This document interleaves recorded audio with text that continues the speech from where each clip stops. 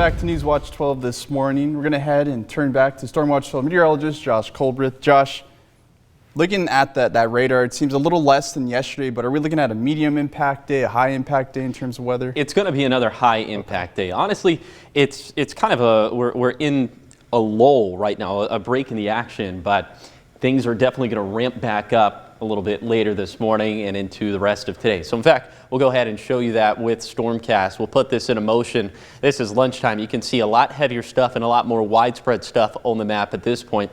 And by the way, snow levels are around 3,500 feet for this morning, raising up to around 5,500 feet a little bit later in the day.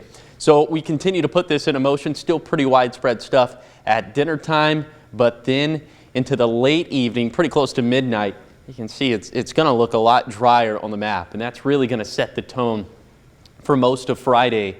As Friday, we could have a few light showers flowing through the region, but it's going to be nothing like what we're seeing for today. But you will notice, if you look just directly off the coastline, that next storm system is going to be looming pretty large. That's eventually going to move inland by Saturday, and that's going to bring us some medium impacts for Saturday, mainly when it comes to the winds. We'll have more on that coming up here in just a second.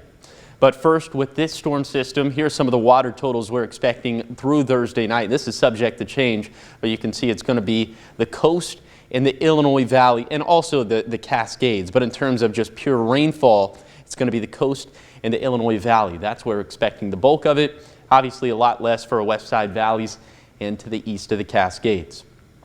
Snow levels, again, for this morning around 3,500 feet. A little bit later today, they're going to end up around 5,500 feet. So places along Oregon 140 and also the Mount Shasta Ski Park. So those places and points upward will likely just see snowfall for today.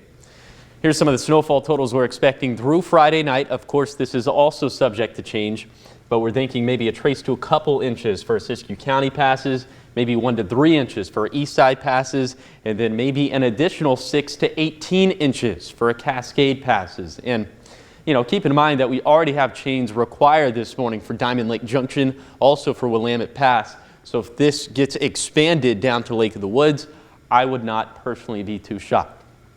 So for today, we'll have widespread rain and snow, and the winds will be gusting out of the south and west between 20 to 30 miles per hour. And then for tonight, the winds will calm down just a little bit, but still gusting out of the southwest, upwards of 20 miles per hour. And of course, like you saw in Stormcast, at midnight, we're going to be much drier compared to what we're going to see throughout the day for Thursday. Of course, much calmer overall for Friday, but then another medium impact storm system for Saturday, mainly because of some of the wind gusts that we could see for our west side valleys and to the east of the Cascades, as some of the winds could gust upwards of 35 to 45 miles per hour. But this is subject to change, so we'll see what the models spit out a couple days from now. Here's the 7-day forecast for the coast. Rain and thunderstorms likely for today, drier for Friday, more rain likely for Saturday, and then we have more wet weather likely in the next week.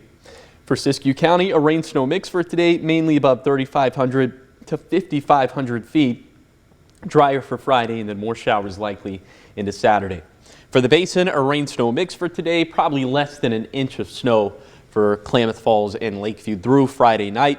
And then for the Cascades, of course, very dangerous travel up towards Diamond Lake Junction and Willamette Pass. Be very mindful of that. And then for the Rogue Valley, rain likely for today, a bit drier for Friday, but here comes the wet weather again into Saturday.